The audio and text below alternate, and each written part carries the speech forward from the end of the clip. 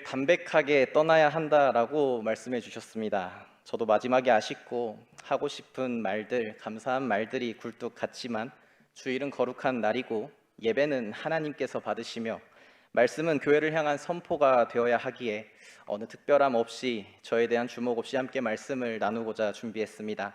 평생 설교자가 되어야 할 터인데 그렇게 기억되는 편이 제게는 또 하나의 감사의 제목이 될 것 같습니다. 때문에 늘 그래왔듯이 이렇게 교회를 향한 말씀을 선포합니다. 하나님 우리 아버지와 그리스도 예수로부터 오는 은혜와 평강이 이 시간 우리와 함께하기를 구합니다. 아멘. 오늘 본문은 부활 후 세 번째 주일 부활절기의 가운데에서 만나는 엠마오로 가는 길의 이야기입니다. 그날에 그들 중 둘이 예루살렘에서 25리 되는 엠마오라 하는 마을로 가면서 시작되는 이야기지요. 바로 그날이라고 하고 있습니다. 부활의 아침이 밝았던 바로 그날입니다. 새벽에 여자들은 빈 무덤을 보았고 천사들의 증언을 들었습니다. 그런데 여기 두 사람은 예루살렘을 등지고 걸어가고 있습니다. 부활의 소식이 전해진 바로 그날에 이들의 발걸음은 예루살렘으로부터 멀어지고 있었던 것입니다. 25리는 약 10km 정도 되는 거리라고 합니다. 걸어서 2-3시간이면 닿을 거리입니다. 먼 곳으로의 도피는 아니었지만 아마 집으로 가는 길이었을 것이라 추정합니다. 퇴근하는 길, 귀가하는 길, 바로 일상으로 돌아가는 길, 예배를 마치고 우리의 월요일로 돌아가는 일, 우리가 매일 걷는 그런 종류의 길일 것입니다. 그런데 17절을 보시면 그들은 슬픈 빛을 띠고 있었다라고 합니다.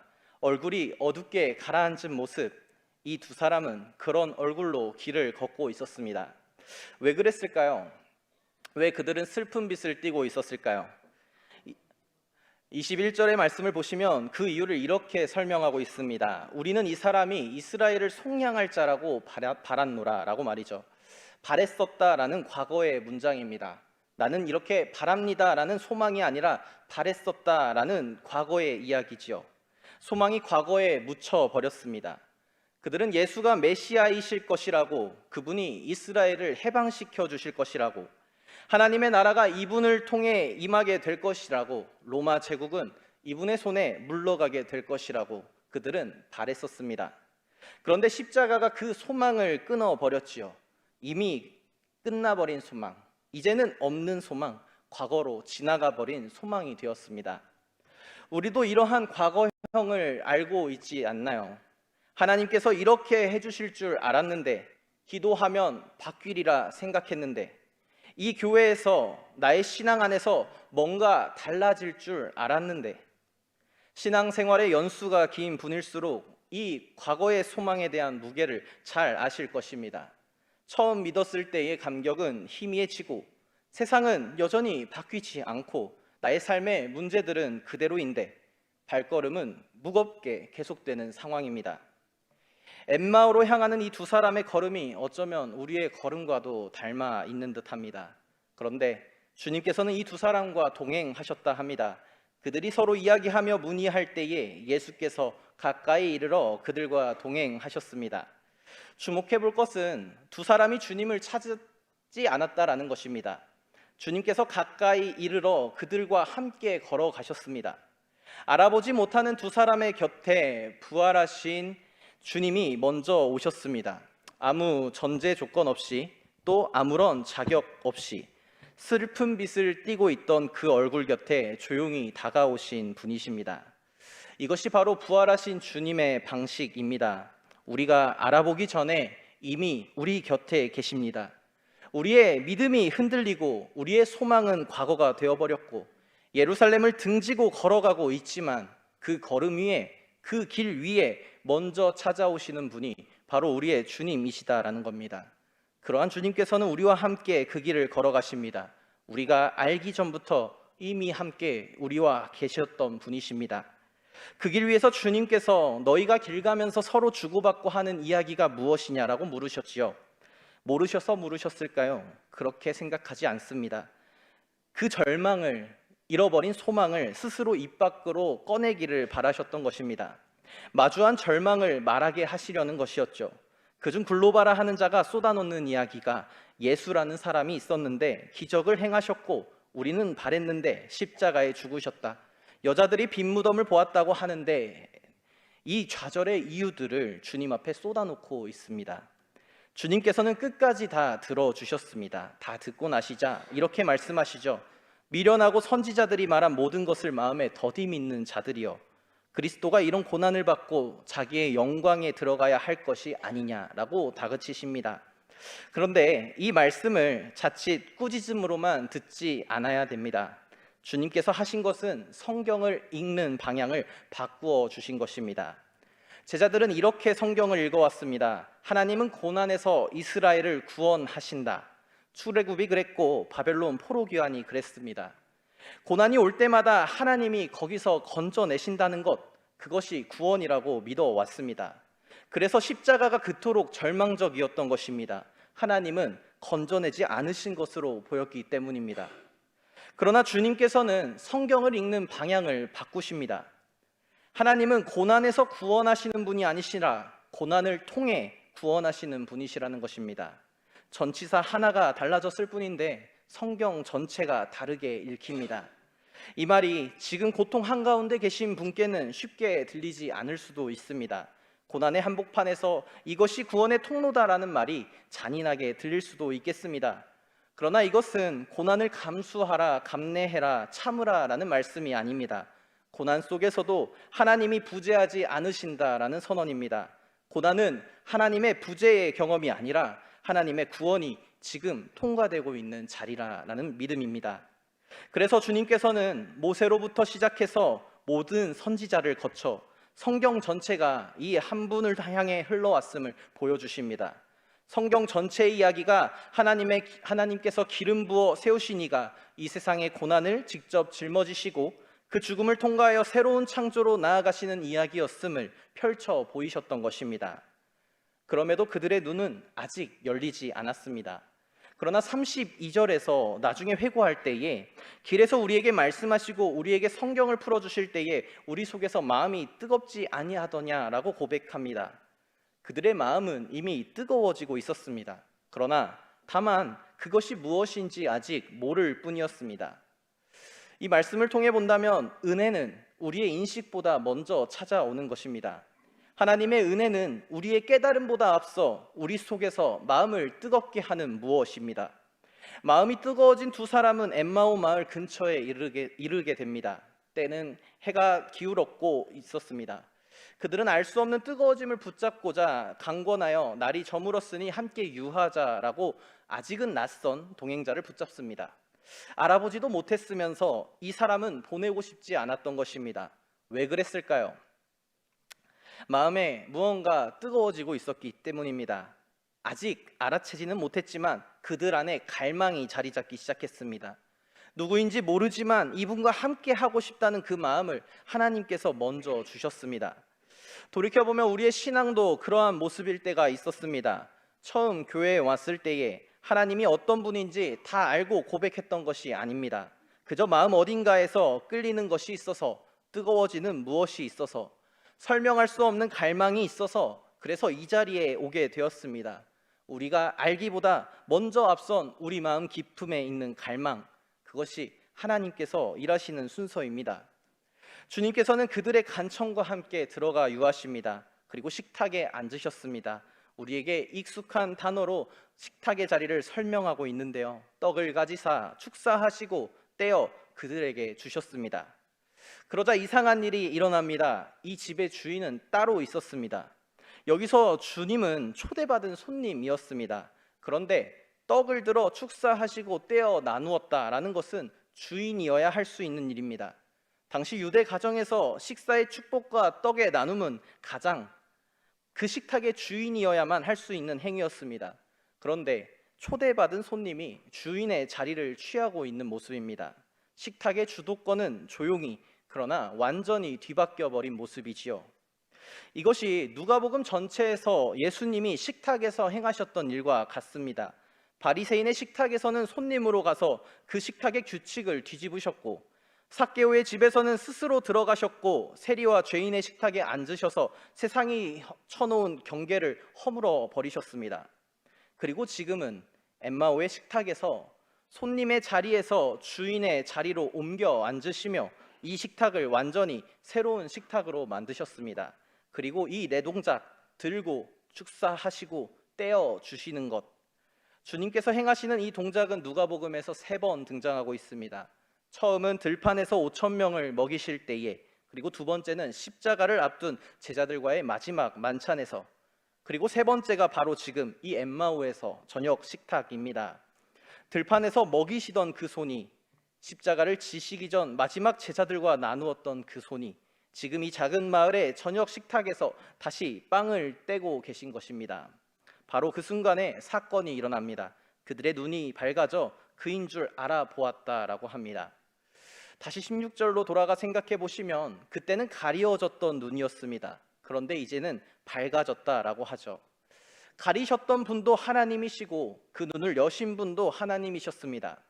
그리고 하나님이 눈을 여신 그 순간에 말씀을 들을 때가 아니었습니다. 길 위에서 성경을 풀어주실 때 마음은 이미 뜨거웠지만 눈이 열려 분명히 보게 된 것은 떡을 떼시는 바로 그 순간이었습니다. 말씀이 마음을 준비시키고 식탁이 눈을 열었던 것입니다. 그리고 이 두 가지의 말씀 예전과 성찬의 예전은 떼어놓지 않고 오늘까지 우리의 예배까지 이어지고 있는 전통이 되었습니다. 말씀이 없는 식탁은 의미를 잃어버릴 것이고 식탁이 없는 말씀은 삶에 닿지 못하기 때문입니다. 말씀과 식탁이 함께할 때에 눈이 열리는 것입니다. 그렇다면 식탁이 무엇이었길래? 생각해 본다면 성경에 나오는 첫 번째 식사부터 시작해 볼 만합니다. 창세기 3장 6절과 7절에서 태초의 동산에서의 첫 번째 식사 이야기가 이렇게 전달됩니다. 여자가 그 나무를 본즉 먹음직하고 보암직도 하고 지혜롭게 할 만큼 탐스럽기도 한 나무인지라 여자가 그 열매를 따먹고 자기와 함께 있는 남편에게도 주매 그도 먹는지라. 이에 그들의 눈이 밝아져 자기들이 벗은 줄을 알고 무화과 나뭇잎을 엮어 치마로 삼았더라. 같은 구조이지요. 무언가 먹었더니 눈이 밝아졌다 합니다. 그런데 열린 눈으로 본 것은 달랐습니다. 자기들의 벗은 몸을 보았습니다. 자기들의 수치를 보았습니다. 첫 식사 이후 인류에게 찾아왔던 것은 숨음이었고 저주였고 에덴에서의 추방이었습니다. 인간이 주도했던 첫 번째 식사는 세상에 죽음을 들여왔을 뿐입니다. 그리고 누가복음으로 돌아와 봅니다.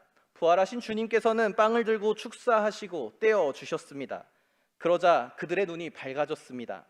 그런데 이번에 열린 눈으로 본 것은 그들의 수치가 아니었습니다. 부활하신 주님이었습니다. 영광이었습니다. 세상의 가장 깊은 수치의 자리, 십자가가 영광의 자리로 보이기 시작했던 것입니다. 고난을 받고 영광에 이르렀던 것입니다. 이제 식사 이후에 이들에게 찾아왔던 것은 숨음이 아닙니다. 오히려 달려감이었지요. 저주가 아닌 기쁨이 되었고 추방이 아닌 공동체로의 귀환이 이루어집니다. 예루살렘으로 그들의 발걸음이 출발됩니다. 에덴에서 인간이 주도했던 식사가 세상에 죽음을 들여왔다면 엠마오에서 부활하신 주님이 주도한 식사는 세상에 생명의 길을 열어주셨습니다. 오래되었던 저주가 풀리는 순간입니다. 죽음은 무너지고 생명이 주어지는 순간입니다. 부패와 슬픔의 세상 속으로 생명과 기쁨이 파고드는 순간이기도 하고 부활하신 주님이 떡을 떼심으로 저주의 식탁이 새로운 창조의 식탁으로 뒤집혀버린 사건이 되었습니다. 그런데 31절의 하반절, 이제 주님은 그들에게 보이지 않습니다. 얼마나 당황스러웠을까요? 드디어 알아보았는데 부활하신 주님, 드디어 알겠는데 그 순간에 보이지 않습니다. 그런데 놀라운 것은 이들이 슬퍼하지 않는다라는 것입니다. 처음에 예루살렘을 떠날 때는 분명히 슬픈 빛을 얼굴에 띠고 있었는데 주님이 사라진 지금은 오히려 슬퍼하지 않습니다. 왜 그랬을까요? 이제 드디어 알았기 때문입니다. 보이지 않으셔도 그 자리에 살아 계시다는 것. 눈에 보이는 현존이 사라진 그 자리에 부활하신 주님이 현존하기를 시작하셨다는 것을 말입니다. 그래서 그들은 발걸음을 돌릴 수 있었습니다. 그때로 일어나 예루살렘을 향합니다. 그 즉시 밤이었죠. 날이 저물어 유하로 들어갔을 때였지요. 게다가 예루살렘까지는 25리의 밤길이었습니다. 그런데 망설임도 없이 일어나 돌아갑니다. 부활을 만난 사람은 그 자리에 머물러 있을 수 없었기 때문입니다. 새 창조의 식탁에서 열린 눈은 방향을 돌이키게 됩니다. 그런데 여기서 우리는 한 가지를 놓치지 않기를 바랍니다. 그들이 돌아갔던 곳이 어디냐라는 것입니다. 바로 예루살렘입니다. 바로 그 예루살렘, 십자가가 세워졌던 도시, 소망이 꺼졌던 도시, 등을 돌리고 떠나왔던 나의 절망이 남겨진 자리였습니다. 예루살렘이 바뀐 것은 단 하나도 없습니다. 로마의 점령은 계속되고 있고 대제사장들의 권력은 그대로였고 동료들은 여전히 두려움 속에 모여들고 있을 때였습니다. 세상은 십자가 전과 후가 달라진 것이 전혀 없는 예루살렘입니다. 그런데 달라진 것이 있다면 이 두 사람이 달라졌습니다. 부활을 경험한 자들이 달라졌습니다. 같은 예루살렘인데 이제 다른 눈으로 그곳을 볼 수 있는 눈이 열리게 되었습니다. 새 창조의 식탁에서 열린 눈으로 바라볼 수 있게 되었습니다. 고난에서 구원하시는 하나님만 알았던 눈이 이제 고난을 통해 구원하시는 하나님을 보는 눈으로 바뀌었던 것입니다. 실망의 자리, 절망의 자리, 소망이 사라진 그 자리가 더 이상 실망의 자리가 아닙니다. 부활하신 주님이 함께 계신 자리, 함께 떡을 떼는 식탁의 자리로 보였기 때문입니다. 그리고 그곳에서 11 제자와 만나 부활의 기쁨을 함께 나누게 됩니다. 그리고 이 예루살렘의 이야기는 잘 아시듯 끝나지 않습니다. 이것이 시작이 되어 사도행전으로 이어지고 예루살렘은 중심 무대가 됩니다. 예루살렘으로 돌아온 제자들은 그곳에서 모였습니다. 기도했습니다. 그리고 오순절에 성령이 임하셨습니다. 지금 우리는 부활절기 한가운데에 서 있고 몇 주 후 성령 강림절을 향해 성령 대망회라는 이름으로 걸어가고 있습니다. 엠마오에서 예루살렘으로의 귀환은 오순절로 향하는 첫 걸음이기도 했습니다. 그 성령이 임한 교회의 모습이 어떠했는지 사도행전 2장 42절이 자세히 보여주고 있지요. 그들이 사도들의 가르침을 받아 서로 교제하고 떡을 떼며 오로지 기도하기를 힘썼다. 여러분, 사도의 가르침을 받습니다. 서로 교제합니다. 떡을 또 뗍니다. 엠마오의 길 위에서 눈이 열렸던 바로 그 행위가 계속해서 반복되고 있는 것입니다. 엠마오의 길에서 일어났던 그 일은 단 한 번 일어났던 일이 아니라 이제 교회의 매일이 되었던 것입니다. 엠마오의 식탁이 교회의 식탁이 되었습니다. 그리고 그 교회가 그 식탁에 열린 눈으로 어떻게 살았는지 44절과 45절은 믿는 사람이 다 함께 있어 모든 물건을 서로 통용하고 또 재산과 소유를 팔아 각 사람의 필요를 따라 나누어 주었다라고 전하고 있지요. 성령 충만의 표지는 놀라운 은사나 기적들이 아니었습니다. 이웃의 필요를 보는 눈이었습니다. 열린 눈으로 가진 것을 나눌 수 있는 손이었습니다. 새 창조의 식탁에서 열린 눈이 이웃의 배고픔과 이웃의 허기짐과 이웃의 부족함을 보게 되었던 것입니다. 엠마오에서 받은 떡을 이웃의 식탁으로 떼어 나누는 삶, 그것이 부활 이후의 교회였습니다. 부활을 경험했다는 그리스도인들의 모습이었습니다. 사랑하는 여러분, 우리는 매주 이 자리에 나오시지요. 말씀을 듣고 떡을 떼고 함께 기도하는 공동체입니다. 이 자리가 어떤 자리인지를 오늘 본문은 자세히 말해주고 있는 것입니다. 이 자리는 에덴 아래에 닫혔던 눈이 열려야 하는 자리입니다. 저주의 식탁이 새로운 창조의 식탁으로 뒤집어지는 자리입니다. 부활하신 주님이 떡을 떼시는 자리입니다. 그리고 우리는 이 식탁에서 열린 눈으로 우리는 다시 각자의 예루살렘들을 향하여 갈 것입니다. 바뀌지 않은 직장으로, 여전히 어려운 가정으로, 때로는 상처받았던 관계들 속으로 돌아가야 합니다.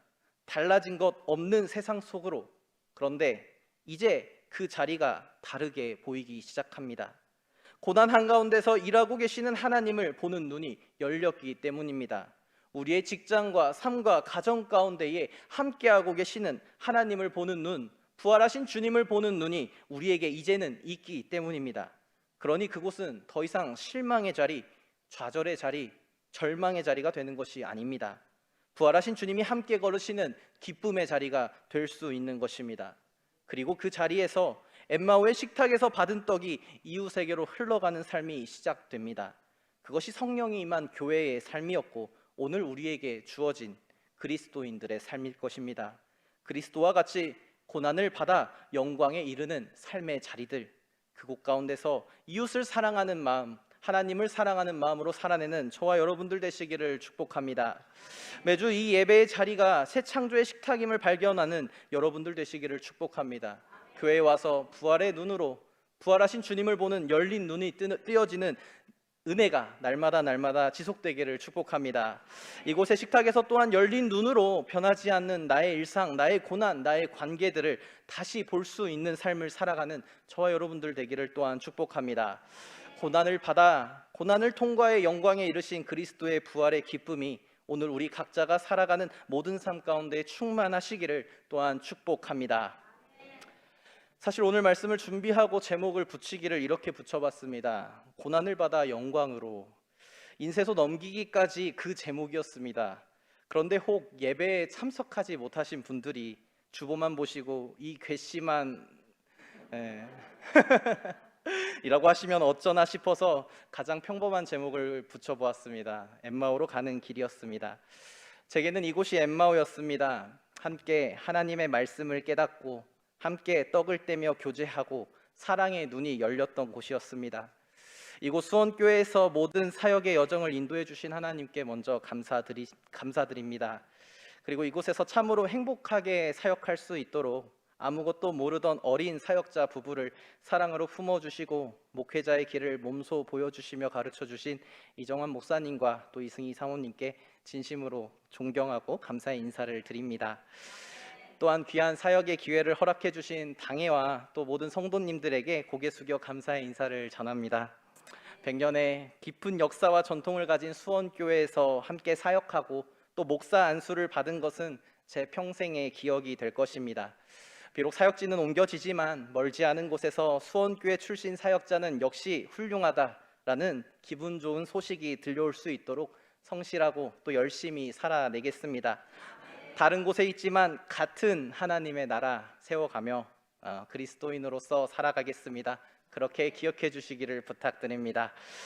바라기는 이곳에서 함께했던 행복한 시간들은 추억으로 남겨주시고 행여 저의 연약함으로 부족함으로 남겨진 아쉬움들, 드렸던 상처들이 있다면 떠난 사역자의 부족한 모습을 위해 기도의 제목으로 삼아주셨으면 감사하겠습니다. 과분한 사랑 받았습니다. 너무나 감사합니다. 저도 이곳 수원성결교회 성도님들을 기억하며 엠마오의 식탁에서 넘치도록 받은 은혜가 이웃의 식탁으로 자연스럽게 흘러가는 삶을 사시는 여러분 되시기를 잊지 않고 기도하도록 하겠습니다. 사랑합니다. 축복합니다. 우리 함께 감사합니다. 우리 함께 걸어가는 모든 걸음들 각자의 예루살렘 가운데에 모든 지각에 뛰어난 하나님의 평강이 그리스도 예수 안에서 우리의 마음과 생각을 지키실 것입니다. 아멘. 함께 말씀 기억하며 제가 기도하도록 하겠습니다. 은혜로우신 하나님 아버지, 엠마오로 향하던 두 제자의 발걸음 속에서 우리 자신들의 모습을 보게 됩니다. 바란노라는 과거형 속에 소망을 묻어두었던 날들을 슬픈 빛을 띠고 걸었던 우리의 길들을 아버지 앞에 내어놓습니다. 그러나 감사합니다. 우리가 알아보기도 전에 먼저 곁에 오셔서 함께 걸어주셨음을 알게 하시니 감사합니다. 무감각하다고 느꼈던 그 시간 속에서도 이미 마음을 뜨겁게 하고 계셨음을 깨닫게 하시니 감사합니다. 에덴 아래 닫혀있던 우리의 눈을 떡을 떼심으로 여시는 하나님의 은혜에 감사드립니다. 우리는 고난에서 건져주시는 것만이 구원이라 믿어왔습니다. 고난을 통해 구원하시는 아버지의 깊은 뜻을 더디 알아보았습니다. 우리의 좁은 시야를 용서하여 주시고 성경 전체를 새롭게 읽는 눈을 허락하여 주시옵소서. 이제 우리를 각자의 예루살렘으로 보내주시옵소서. 바뀌지 않은 그 자리에서 새로운 창조의 눈으로 열린 눈으로 살아갈 수 있게 하여 주시옵소서.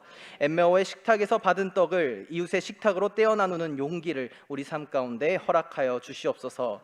성령으로 충만한 초대교회가 서로의 필요를 돌보았듯이 우리의 삶이 사랑으로 이웃에게 닿게 하여 주시옵소서. 부활하신 주님, 우리를 찾아오시고 함께 걸으시는 예수 그리스도의 이름으로 기도드립니다. 아멘. 아멘. 우리 박수로 다시 한번 감사합니다. 우리 지성희 목사님은 고난에서 영광으로라고 제목을 붙이면 오해할까봐 걱정했다 그러는데 제가 엠마오로 가는 길이라는 제목을 보고요, 은평으로 가는 길 이렇게 읽었어요. 그러면서 다시 돌아오면 어떡하지? 그 생각을 했는데 아마 세월이 흐르면 모를까 금방은 돌아올 것 같지는 않아요. 여러분 걱정하지 않으셔도 될 것 같고요. 지난 2년 6개월 동안 우리 중고등부 또 우리 교회 전체적인 많은 것들을 섬겨주셨던 우리 지성인 목사님 또 우리 장한나 사모님, 이곳에서의 추억들, 그리고 또 앞으로 은평에서의 사역, 그리고 뭐 은평에서 영원히 있지는 않을 것 같고 그 이후의 모든 사역들 하나님께서 계획하시고 예비하신 뜻 가운데 선한 길로 인도하실 줄 믿습니다. 그럴 때 우리가 함께 중보해야 되는 것이요. 저는 감사한 것이 제가 우리 교회에서 부교육자를 하다가 강릉으로 내려가고 속초로 간 상황에도 끊임없이 성도들이 저를 기억하고 기도해 주셨다는 거, 저는 잊지 않고 있습니다. 우리 이원순 권사님 쩌렁쩌렁한 목소리로 이정환 목사님, 예찬이, 예준이 다 하셨잖아요, 그렇죠? 이정환 목사님, 이승희 사모님, 예찬이, 예준이, 그게 이제 이렇게 많이 기도하시는 분들은 그 입에 붙어 있으셨단 말이죠. 그래서 우리가 지성인 목사님, 장한나 사모님, 그 다음 또 생기는 2세 알려주시면 이름 붙여서 계속해서 우리가 중보하면 좋겠고요. 그렇게 기도로 연결되면 그것이 끝이 아니라 함께 가는 길인 줄로 믿습니다. 그래서 우리 지성인 목사님과 장한나 사모님의 가는 길에 주의 은총이 함께 하시고 성령이 함께 하시고, 그리고 제가 이미 또 강릉을 떠나고 속초를 떠나고 우리 교회 온 지도 벌써 15년이 지났어요. 강릉을 떠난 지는 벌써 20년이 지났는데 그분들이 아직도 저를 기억하고 기도하고 계시다고 그래요. 그 기도가 계속해서 쌓이고 쌓여서 하나님께서 행하시는 열매를 거두게 되는 줄로 믿습니다. 여러분 중보하며 기도하실 거죠? 네, 아멘을 30%밖에 안 하시는 것 같아. 지성인 목사님과 장한나 사모님을 위해서 오늘도 우리 함께 기도하고 앞으로도 계속 끊임없이 기도할 수 있기를 원합니다. 우리 지성인 목사님, 장한나 사모님의 앞길에 주의 영으로 충만하게 채워주셔서 풍성한 열매 거두게 하시기를 소망합니다.